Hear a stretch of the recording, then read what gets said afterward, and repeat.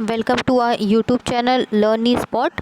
सो now मैं आपको एक नए टॉपिक के बारे में बताना चाहूँगी, मतलब एक जीएसटी। नया तो नहीं हो रहा कि इसको 3 साल होने वाले हैं, लेकिन मैं ये टॉपिक इसलिए डिस्कस कर रही हूँ क्योंकि मैंने नोटिस किया कि लोगों को बहुत ही प्रॉब्लम होती है, आम लोगों को। तो ये आम लोगों के लिए, मतलब उनके लिए वीडियोज़ है जिनको जीएसटी के बारे में कुछ भी नहीं पता। तो मैं एक बिल्कुल ही छोटे लेवल से स्टार्ट कर रही हूँ, जैसे कि आप नर्सरी में होते हो और आपको ABCD सिखाई जाती है, मैं वहाँ से स्टार्ट कर रही हूँ। जीएसटी के बारे में मैं आपको कुछ बातें, छोटी छोटी बातें बताऊँगी जो जिनको नॉलेज गेन करना हो जीएसटी के बारे में, जो अपने अकाउंटेंट को दे तो देते हैं, बिजनेसमैन है जो कि जीएसटी मेरी रिटर्न फाइल कर दो, लेकिन उन्हें नहीं पता है कि आखिर में जीएसटी क्या है, कैसे क्या रिटर्न फाइल हो रही है। सो ये उनके लिए वीडियोज़ हैं, आप देखिए, ओके, और थोड़ी नॉलेज अपनी इंक्रीज़ करिए। So starting from the what is the full form of GST. तो देखिए, जीएसटी का फुल फॉर्म है goods and service tax. Okay, this is the full form of GST. अब ये कब आया? ये आया जुलाई 2017 में आया, मतलब अभी 2020 चल रहा है, तो अबाउट टू 3 साल इसे होने वाले हैं। अब हम थोड़ा सा आगे बढ़ते हैं। देखिए, 3 टाइप्स ऑफ टैक्स हैं। तो आपने सुना होगा, लोग बातें करते हैं कि CGST, SGST, UTGST and IGST, ये सब क्या है? इस तरह के टैक्स आप सुनते हो, जबकि आप कहते हो कि है तो जीएसटी, लेकिन ये इतने सारे टैक्सेस क्यों हैं? ये CGST, SGST, UTGST और IGST, तो मैं आपको बताती हूँ आज क्या है ये सब। देखिए, ये है CGST, जो कि central goods and service tax, state goods and service tax. UTGST means union territory goods and service tax and integrated goods and service tax. तो देखिए, ये हमारे पास 4 तरह के टैक्स हैं। मतलब मैं थोड़ा आपको बताती हूँ इसके बारे में।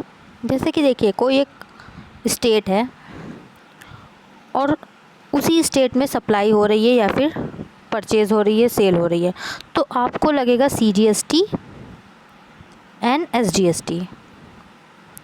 ये जो CGST वाला पोर्शन होता है, ये सेंट्रल गवर्नमेंट के पास जाता है, और ये SGST वाला पोर्शन जो होता है वो जाता है स्टेट गवर्नमेंट के पास। ऐसा क्यों होता है?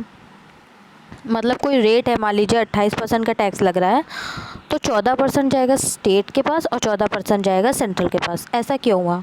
ऐसा इसलिए हुआ फ्रेंड्स, क्योंकि जब पहले टैक्स थे, जैसे वैट था, सर्विस टैक्स था, एक्साइज थी, सेंट्रल टैक्स था, तो क्या होता था? देखिए, पहले बटा हुआ होता था, मतलब वैट जो था वो स्टेट गवर्नमेंट लेगी, वैट का जो टैक्स था कलेक्शन। सर्विसेज जो टैक्स थे वो लेगी सेंट्रल गवर्नमेंट, एक्साइज भी लेगी सेंट्रल गवर्नमेंट और सेंट्रल भी लेगी, है इस तरह से होता था। अब जब सारा गुड्स एंड सर्विस टैक्स एक कर दिया है, तो उन्होंने सोचा कि जब सारा टैक्स एक हो रहा है, तो ऐसा तो है नहीं कि सारा सर्विसेज, अब यहाँ पे टैक्स देखिए अलग अलग तो है नहीं, टैक्स तो एक हो गया जीएसटी। तो गवर्नमेंट ने सोचा अब ऐसा करते हैं कि इसी को बाइफरकेट कर देते हैं और कुछ पोर्शन हम रख लेते हैं सेंट्रल गवर्नमेंट और कुछ दे देते हैं स्टेट गवर्नमेंट को। इस वजह से फ्रेंड्स ऐसा हुआ है कि CGST, SGST, UTGST, IGST में बाइफरकेट किया गया है। अब अभी मैंने स्टेट का बताया। अब मान लीजिए कोई एक स्टेट है, मान लीजिए यूपी, यहाँ से दिल्ली में सप्लाई हो रही है, तो दोनों स्टेट अलग अलग है, तो इस पे जो टैक्स लगेगा वो लगेगा IGST, और जो IGST होता है वो पूरा कहाँ जाता है? वो पूरा सेंट्रल गवर्नमेंट के पास जाता है।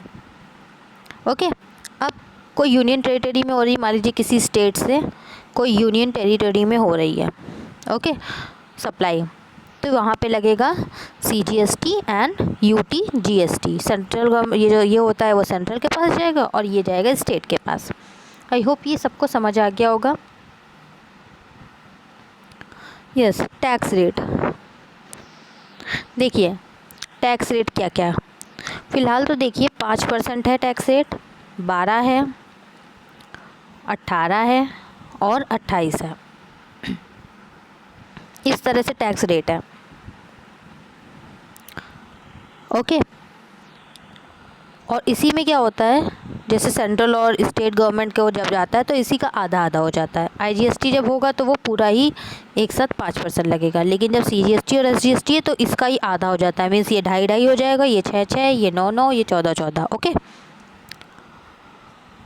ये सिर्फ इंट्रो वीडियो है, इसलिए मैंने बिल्कुल बेसिक लेवल से बताया है। यस, रिटर्न्स देखिए रिटर्न्स कैसे जाती हैं। जब आप नॉर्मल स्कीम में होते हो, इसमें भी देखिए मैं आपको स्कीम पहले डिस्कस कर लेती हूँ अच्छा आपसे, फिर हम इसमें आएंगे रिटर्न्स। देखिए फ्रेंड्स, स्कीम मतलब या तो एक नॉर्मल स्कीम में हो या फिर एक कंपोजिशन स्कीम आता है। ओके, नॉर्मल स्कीम में हो तो आपको किस तरह रिटर्न फाइल करनी होती है वो मैं बताऊंगी। आप कंपोजिशन में हो तो आपको किस तरह रिटर्न फाइल करनी होती है वो भी मैं आपको बताऊंगी। दोनों के लिए ही मैं बताऊंगी रिटर्न्स कैसे फाइल करनी होती है। रिटर्न्स देखिए, पहले नॉर्मल की बात करते हैं, ठीक है। नॉर्मल स्कीम में क्या होता है कि आपको मंथली,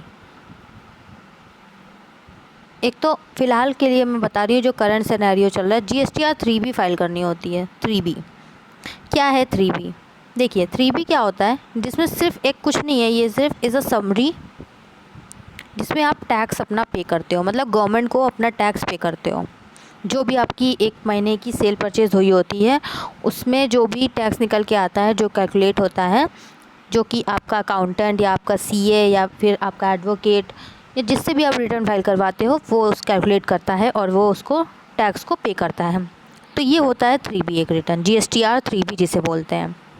ये हर महीने फ़ाइल करनी होती है जब आप नॉर्मल स्कीम में होते हो, ठीक है।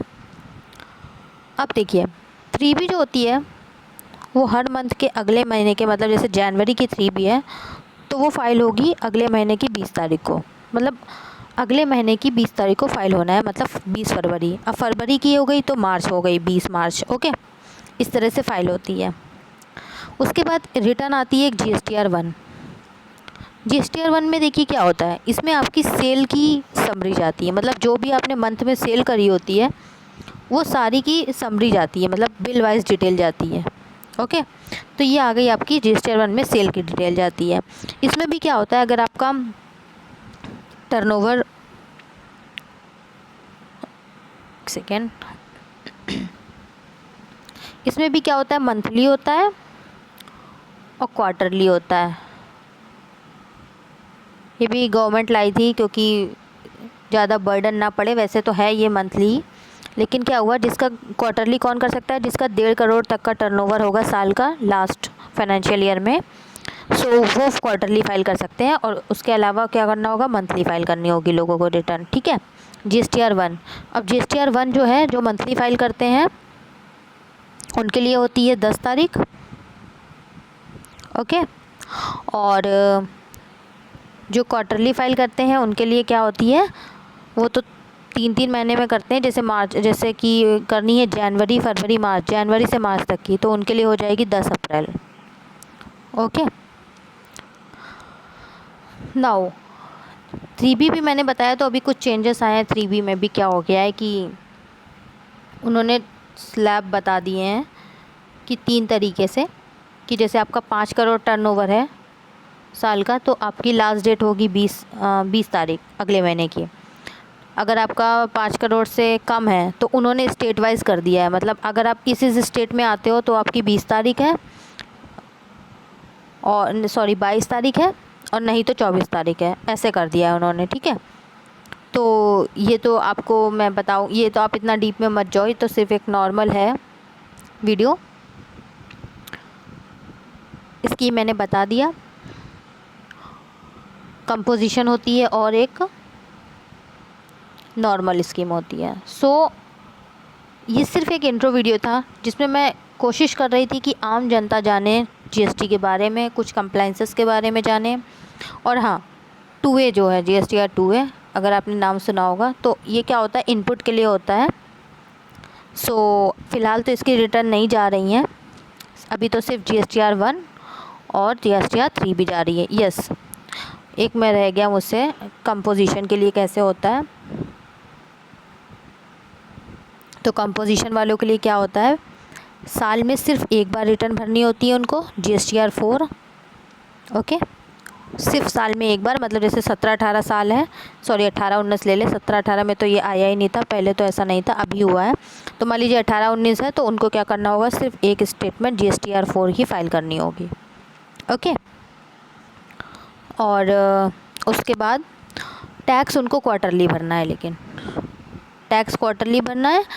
यस, टैक्स उन्हें क्वार्टरली भरना है, मतलब अप्रैल मई जून, अप्रैल से जून तक का वो भरेंगे।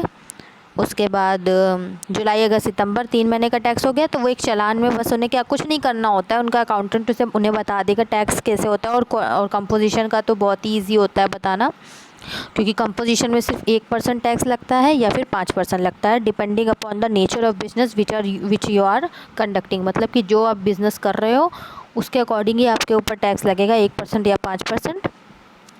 और उस पर क्या होता है, सिर्फ जितना आप सेल करते हो उस पर 1% या 5% टैक्स लग जाता है, और उतना आप जमा कर देते हो चालान के थ्रू। सो आई होप ये वीडियो आपके लिए यूज़फुल रही होगी, स्पेशली उनके लिए जिन्हें एकदम ही नॉलेज ना हो GST के बारे में। सो मैंने एक छोटी सी कोशिश करी है ताकि उन्हें कुछ नॉलेज हो जाए, थोड़ा थोड़ा। और ऐसे ही मैं वीडियोस बिल्कुल बेसिक लेवल से बनाती रहूँगी और भी टॉपिक्स पे। और आपको ये वीडियो अच्छी लगी हो तो सब्सक्राइब करें हमारे चैनल को ऐसे ही लेटेस्ट अपडेट्स के लिए। और मोस्टली ये वीडियोस मैं संडे को अपडेट करा करूँगी। ओके, और बाकी टाइम मैं कॉन्ट्रैक्ट एक्ट में फ़िलहाल चला रही हूँ, कॉन्ट्रैक्ट एक्ट की वीडियोस मैं कर रही हूँ अपडेट। सो आप चाहो तो उसकी नॉलेज ले सकते हो। And best of luck. और फ्रेंड्स, आप कोई भी चीज़ हो, अगर आप किसी भी फील्ड से रिलेटेड हो, लेकिन अगर आपको कंप्लाइंसेस की इस तरह से कर रहे हो जैसे GST में आप डे टू डे करते हो, आपका काम है, या आप अपने अकाउंटेंट से बोल देते हो, तो मैं ये कहूँगी कि आपको थोड़ा नॉलेज होना चाहिए चीज़ों का। Okay, so bye and stay safe, stay healthy at home. Okay.